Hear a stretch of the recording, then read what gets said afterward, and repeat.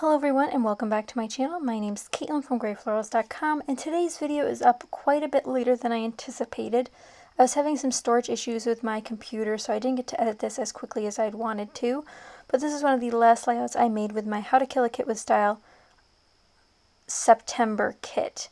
So I did a fall kit then. I've moved on to my new kit now, but I used a bunch of different papers to do a non-fall themed layout. It was actually a page for my graduation stuff. So I took a bunch of papers from that Craftsmith Co. paper pad, and I'm going to be using them. So sorry for the in and out focusing again on my camera. It was just a small issue with some of the reflective surfaces that were like my trimmer and some other things. So I'm just going to trim down my photo a little bit. It's me, my boyfriend, and my brother in our graduation gowns getting ready to graduate. So like I said, I have some papers from the Craftsmith Co. paper pad. I'm going to be using a little bit of this brown one, the gold and yellow as my background, and then the ledger paper as the far left, which is where I wanted my title to go. So nothing too complicated so far. I thought I might want to actually frame the whole paper with the brown polka dot, but what I ended up doing is actually making this sort of offset pattern over here on the left side. So I'm going to trim both the ledger and the brown polka dot to be smaller than 12 inches, just so they can layer nicely. You'll be able to see it when I move my page up a little bit later. Again, sorry I'm off frame a little bit. Still trying to work out this new filming setup that I set up. And I'm also going to be using this Heidi Swapp Color Shine, which of course I don't use till the end, but this one in particular I have a lot of trouble with the oil rings, and I just presume it's from not shaking it enough, as for what most people say. So here you can see that I have this stamp set pulled out, and I use a ton of stamps from this Technique Tuesday stamp set. It is going to become quickly one of my favorite stamp sets to use in scrapbooking, and I think I used over 10 of the stamps in this stamp set, which I had to use over 10 because I planned on doing these numbers down the side. It's just a matter of picking out a color. So you'll see me doing a lot of test stamping, like a lot of test stamping on this scrap piece here. So right now I'm testing two inks. They're both by Color Box. One is chestnut and one is dark brown. And then I also try one of my distress inks, and if distress inks are known for not stamping very well, they're splotchy. They're more for other stamping techniques, not direct stamping. And then I try black, and of course black does fine, but it's too harsh for the layout. The black will just stand right out, and I want these more to be like part of the pattern paper, if that makes sense. I even try a new ink, which is this little bronze one from Studio Calico. Very underwhelming, that's for sure.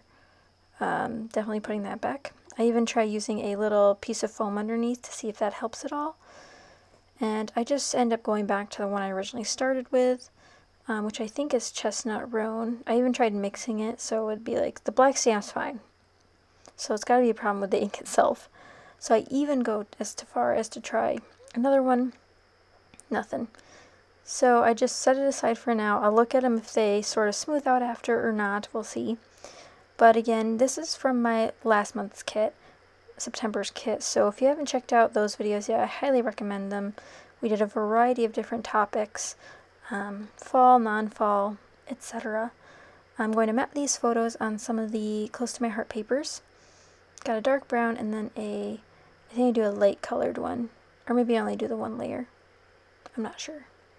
It's been a long time since I actually made this layout. It seems. I think it's only been like a week. But, oh no, it's probably a little over a week now. But you can kind of see there that the brown polka dot and the ledger paper sort of line up. They're like nestled into each other, which I think looks really cool. I don't think I've ever seen a layout done like this, at least recently. Here I am stamping again. I try the Cajun Craze stamp spot. I try this Color Box copper color, which very, very dry. I was very disappointed, but that was a freebie in a... Oh no, I bought that off of Amazon. Very disappointed still. So I ended up going with Chestnut. I believe it's called Chestnut Roan. Stamped pretty well. Smoothed out more after I let it dry. I just figured I should use a foam piece underneath it. So this stamp set from Technique Tuesday comes with 10 numbers. I'm going to space out those numbers perfectly, and by perfectly I mean kind of perfectly. I could at least count the lines in between each one. I kind of got lazy and then just started going for it. 1 through 10. And there's no rhyme or reason. It's not like I'm counting out my 10 favorite things or anything. I just thought it added such a nice sort of scholastic feel to this layout. Trying to get that kind of thing here. And again, trying to wipe it off after every one. These kind of inks seem to always stain the stamps. No matter what I do, they always seem to stain. So if you have any tips about that, please let me know. So like I said, I'm just going to stamp each number, trying to space them out. Obviously they're not perfect. But I try to keep them all evenly stamped. The 7 looks like it's probably the worst one. Actually, the last few numbers are probably the worst ones. Probably because I got so tired of stamping. But I do more stamping on this layout, so don't you worry. I thought this was one more of my clean and simple layouts, despite it taking so long. Stamping adds such a crisp look, but it does take a lot of planning and effort. So that's just another thing you have to be careful with. So once I had the 10 numbers stamped, I started thinking about what I wanted my title to be. I ended up deciding a title later on. Right now I'm going to pull out my stamping tool so I can stamp on this LE Studio label. I would have hand stamped it if I had more labels, but since this was my only one and I didn't want to mess it up, I definitely want to use my stamping tool. So it says, write your life story and don't let anyone else hold the pen. There's a lot of great sentiments on here for cards as well. And I talked about this in my September monthly favorites because this layout really made me fall in love with this stamp set. This was a brand new stamp set to my stash. I just picked it up a little bit ago and I'm so glad I did. It was on sale and I think it's still available, and I'll have everything linked down below if I can still find it so you guys can check them out. But here's where I start working on my title. I'm using these gold thickers, which are sort of like paint stroked, and what I decided my title to be is Always a Tiger at Heart, because it says Home of the Tigers. This is the hockey arena for our home games, so I thought this was perfect. We'd all been to a lot of hockey games, so I thought it was a really good place. It's also where we do graduation, so it's kind of funny.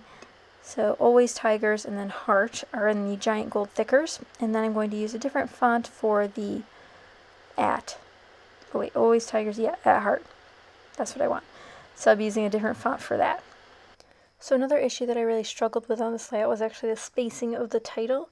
So obviously I have a lot of room to work with vertically, but I really wanted to stay within this ledger paper. I didn't want to expand onto the yellow background paper there.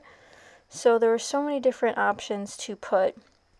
I ended up picking these Cosmo Cricut Tiny Type alphabets for the word at. These ones are very difficult for me to use. They're not all squares, which is why it's really hard for me to use them. You can see the A and T's are different sizes. I also understand these are very hard to find now. It's Cosmo Cricut. It's a discontinued brand. Although I do seem to see it pop up every so often. Like there was just something I bought off of Blitzy that was from Cosmo Cricut. But I can also assume that might be overstock items. I don't know. Maybe they are still in business and I just misheard. Here you can see me rearranging my title. I kind of liked it that way, but I also really liked how it spanned over the photo, which is a completely different look than what it is now all stacked together. I thought that just didn't look right. I almost wish I did the opposite of this. So if you guys can tell in the photo, there's a leading line since I have the building going off to the right hand side where it gets smaller, so your eye naturally draws off to the right side of the layout. Hence why I should probably have put this on the ledger paper on the right hand side, like doing all of this stuff but on the right hand side instead of the left hand side weighted. But due to the tabs facing one way, it's not like I could switch them around. I did have to put it on the left hand side. So what I do is sort of put a stopper on that photo, sort of bounces you back to the left hand side by tucking that tag in and kind of making it finite. Here I'm going to stick some washi tape pieces down. This is just the Arrow washi tape from Michaels that I had in my kit. Just a simple little orange washi. Here I'm also going to thread my tag with a little bit of silver. I think it's gray more than silver.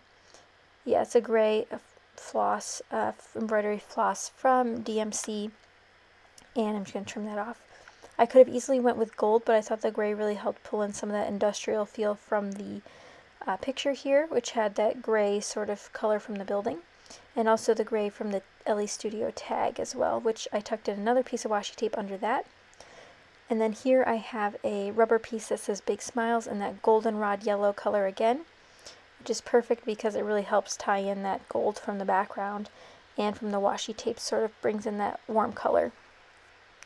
To finish off this embellishment, I'm going to pick out some wood veneer pieces. You also saw me use my tiny attacher around the page to bring in more of that silver, since I did have to use staples for my rubber piece because most adhesives don't work very well. I thought bringing in the staples other places would help keep it more cohesive and build out some more of my clustering.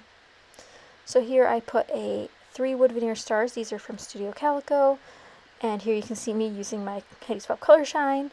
And this is where I thought I was pretty much done with the layout, but right now I've only used 11 stamps, and lo and behold, I'll use more.